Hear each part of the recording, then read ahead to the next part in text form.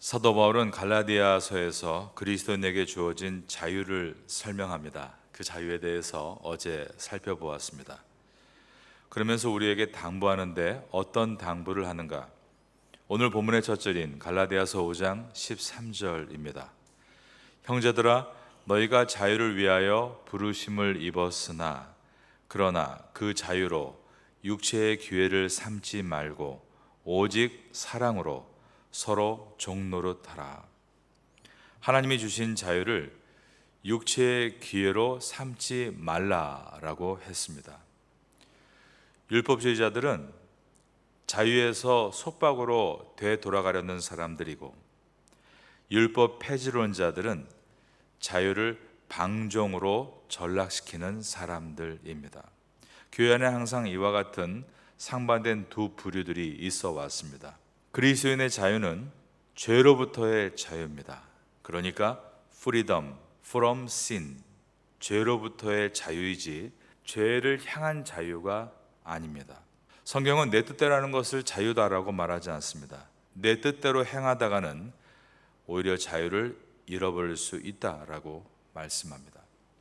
요한복음 8장 34절에서 예수님은 진실로 진실로 너희에게 이르노니 죄를 범하는 자마다 죄의 종이니라 라고 하셨습니다. 내 뜻대로 내가 하고 싶은 대로 죄를 범하면 그것이 자유한 것이 아니라 죄의 종이 되는 것이다 라고 말씀하신 것입니다. 이런 말이 있습니다.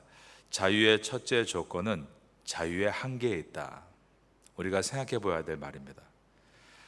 자유를 한계가 없는 절대적인 것으로 만들어 버리면 자유는 이내 혼돈 속에서 죽어버린다는 것을 우리가 기억해야 합니다.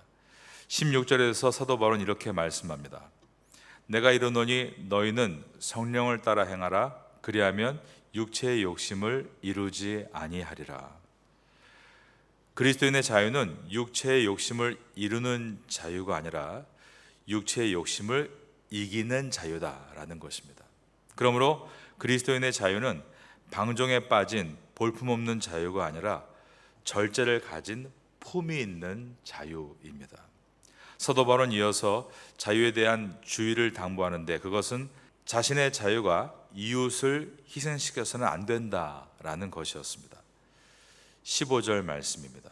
만일 서로 물고 먹으면 피차 멸망할까 조심하라. 교회 안에는 물고 먹는 일들이 있다는 것입니다. 태국 교회든 한국 교회든 미국 교회든 어느 교회나 이런 일들이 있습니다. 초대교회 시대 때 갈라디아 지역의 교회들도 예외가 아니었습니다. 교회 안의 사람들은 다 다르죠. 다르기 때문에 분열이 일어날 수 있습니다. 그런데 분열이 일어나는 것이 문제가 아니라 분열을 해결하지 못하는 것이 문제입니다. 저는 우리 교회가 다양성, 다이버시티가 늘 있는 교회가 되기를 기대합니다. 다양성이 있어야 됩니다. 그런데 그 다양성이 분열로 갈라지는 것이 아니라 그 다양성에서 처음엔 분열도 있겠죠. 그러나 그 분열을 극복하는 것입니다. 그리고 나서 유니티, 하나됨을 갖는 것입니다. 그것이 바로 교회의 모습입니다. 각자의 모습이 다릅니다. 어떤 사람은 손의 역할을 하고 어떤 사람은 발의 역할을 하고 어떤 사람은 입의 역할을 하고 어떤 사람은 귀의 역할을 합니다. 그러나 그 하나하나가 다 골고루 있어야만, 다양성이 있어야만 온전한 하나됨이 될 수 있다라는 것입니다. 가령 몸이 있는데 손가락만 100개가 있고 발은 없다고 생각해 보십시오. 그것은 온전한 몸이 될 수가 없습니다. 얼굴에 입이 20개가 붙어 있고 귀는 없다고 상상해 보십시오. 얼마나 보기 흉한 절망적인 모습이겠습니까? 건강한 교회는 분명히 다이버시티, 다양성이 있어야 되고 또한 유니티, 하나됨이 어우러지는 교회인 것입니다. 13절 하반절에서 사도 바울은 건강한 교회 공동체가 되기 위해서 매우 긍정적이고 적극적인 권면을 합니다. 그것은 오직 사랑으로 서로 종노릇하라 라고 한 것입니다.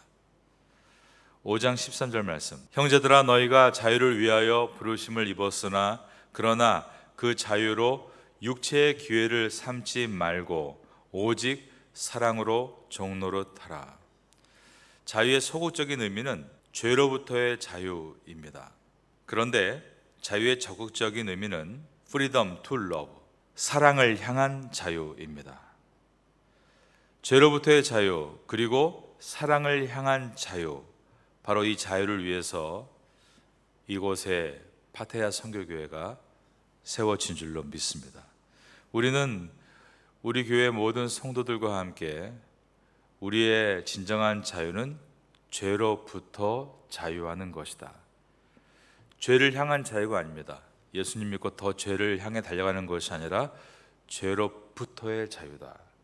Freedom from sin입니다. 그러나 이제 우리의 방향은 사랑을 향해 나아가야 됩니다.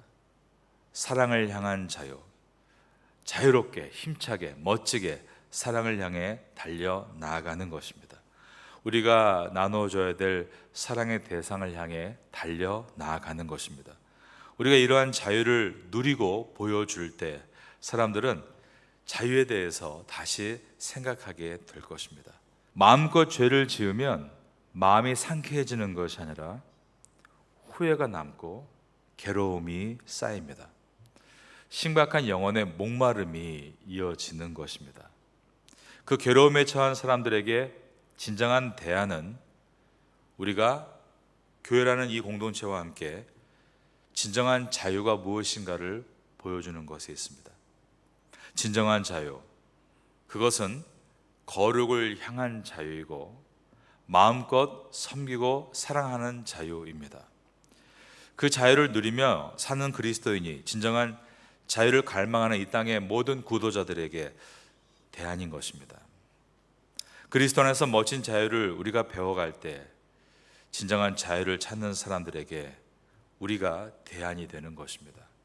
교민사에 많은 사람들이 생활할 때 그들이 어디에 매여 있는가를 우리가 생각하고 기도하고 우리가 어떠한 본을 보여야 될 것인가를 주님께 묻는다면 우리에게 하나님께서 비전을 주실 것입니다. 주님께서는 마가복음 10장 43절 이하에서 이렇게 말씀하셨습니다. 너희 중에는 그렇지 않을지니 너희 중에 누구든지 크고자 하는 자는 너희를 섬기는 자가 되고 너희 중에 누구든지 으뜸이 되고자 하는 자는 모든 사람의 종이 되어야 하리라. 인자가 온 것은 섬김을 받으려 함이 아니라 도리어 섬기려 하고 자기 목숨을 많은 사람의 대속물로 주려 함이니라. 이것은 마가복음의 핵심 구절이기도 합니다. 여러분이 잘 아시는 D.L. 무디 목사님이 이런 말을 하셨습니다. 한 사람의 인생을 평가할 때 그 인생을 살면서 얼마나 많은 종을 거느리며 주인 노릇하며 살았느냐가 결코 그 인생의 점수는 아닙니다. 그 인생을 평가할 때 가장 중요한 점수는 그의 인생에서 얼마나 많은 사람에게 종으로서 살았느냐라는 것입니다. 라는 말을 했습니다. 이 D.L. 무디 목사님의 말은 방금 읽어드린 마가복음 10장의 내용을 정확하게 간파한 것입니다. 우리가 모두 성공을 원합니다. 성공을 원하지 않는 사람은 한 사람도 없죠. 그런데 문제는 우리가 원하는 성공이 도대체 어떤 성공이냐라는 데 있습니다. 그리스도인의 성공은 많은 종을 둔 사람이 아니라 많은 주인을 섬기다 가는 사람이 바로 그리스도인의 성공입니다. 공부를 왜 합니까? 공부해서 내가 많은 사람을 사로잡고 또 잘 먹고 잘 살고 그것이 성공이다. 그렇다면 너무나 허무할 것입니다. 성취하면 성취할수록 목마르게 되고 올라가면 올라갈수록 그 떨어지는 낙하점이 더 클 것입니다. 특별히 청년들이 미래를 준비하면서 어떤 비전을 가져야 되는가? 100명을 군림하는 사람이 되겠다가 아니라 나는 100명을 먹여 살리는 종이 되겠다. 나는 1000명을 먹여 살리는 하나님의 종이 되겠다. 그런 각오를 가지고 공부하면 하나님께서 모세를 통해 이스라엘 백성을 이끌어 가신 것처럼 그 사람을 통해 그 지역과 그 사회에 엄청난 역할을 할 수 있도록 인도하실 것입니다. 우리가 일터에서 일하면서 기업을 경영하면서 생업에 종사하면서 내가 그들을 섬기는 종이 되기 위해서 주님 제가 부름받았습니다. 이러한 크리스찬의 직업의식을 갖고 있을 때 우리는 참된 리더로서 이 땅에서 일할 수 있을 것입니다. 그리스도인의 참 자유는 내 이익을 위해서 이웃의 이익을 희생하는 것이 아니라 이웃의 유익을 위해서 나를 희생시키는 것, 바로 그것이 하나님의 사역자인 것입니다. 사도 바울은 항상 나는 예수님 안에 있다라는 말을 했습니다. 다른 말로 하면 나는 예수님으로 갇혀 있습니다 라는 말이죠. 사도 바울이 자유의 헌정이라고 할 수 있는 갈라디아서를 기록하면서 왜 항상 사도 바울은 내가 예수님 안에 갇혀 있다라는 표현을 한 것일까요? 우리는 살아가면서 우리를 옥죄는 감옥을 누가 만들고 있는가를 생각해야 합니다. 어떤 땐 나를 미워하는 누군가가 나를 감옥에 가두는 것 같고, 또 어떤 나를 힘들게 하는 환경이 나를 가두는 것 같지만 실상은 내 자신이 감옥을 만들고 나를 가두고 있습니다. 우리가 이 땅에서 정말 자유할 수 있는 방법은 바울의 고백과 같습니다. 내가 예수 안에 있다. 즉 예수 그리스도 안에 갇힐 때에만 세상에 어떠한 것도 갇히지 않을 수 있다라는 것입니다. 사도 바울은 늘 고백합니다. 나는 예수 그리스도의 종이다. 이 표현을 다르게 말하면 나는 예수 안에 갇혔다라는 뜻이죠. 그런데 이 종으로서 살고 있는 인생이 가장 귀한 열매를 맺을 수 있다는 것을 바울이 보여주고 있는 것입니다.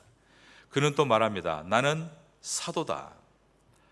사도의 사자가 사절단할 때, 또 사신할 때 사 아니겠습니까? 그러니까 예수님이 명령하면 그 명령을 수행하는 사람입니다. 이 사자가 한자어로 불일사 심부름사입니다.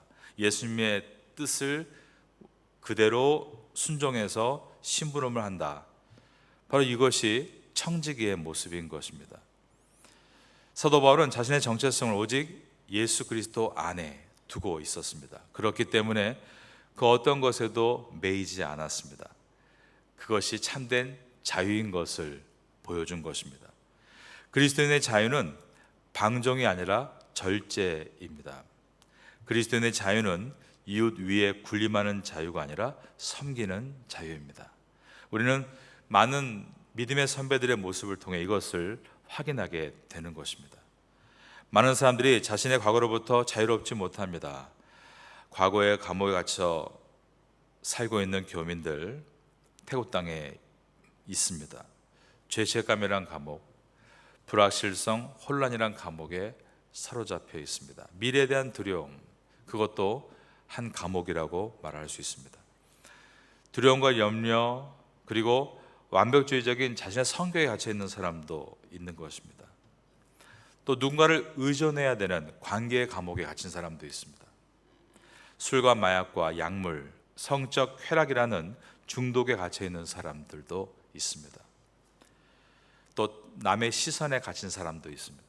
이처럼 모든 사람들은 다 감옥 안에 있습니다.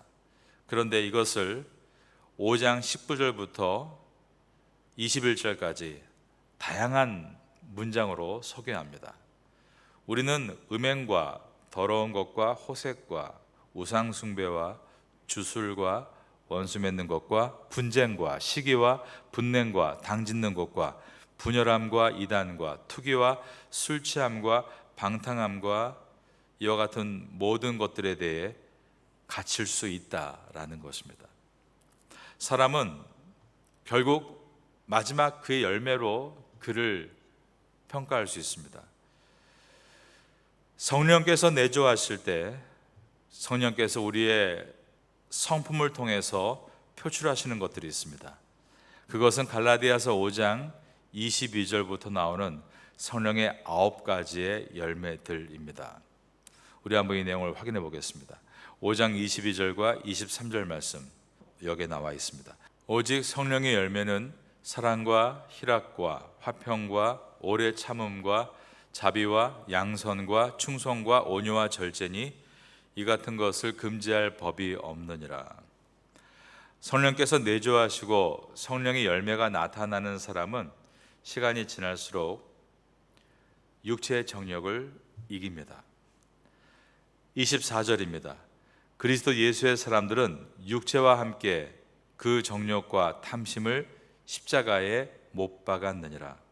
그러므로 성도의 소망은 무엇입니까? 그것은 내가 시간이 지나면 지날수록 이러한 어둠의 삶이 아니라 성령의 삶으로 바뀌는 것이고, 시간이 지나면 지날수록 승리에 더욱더 익숙해지는 것입니다.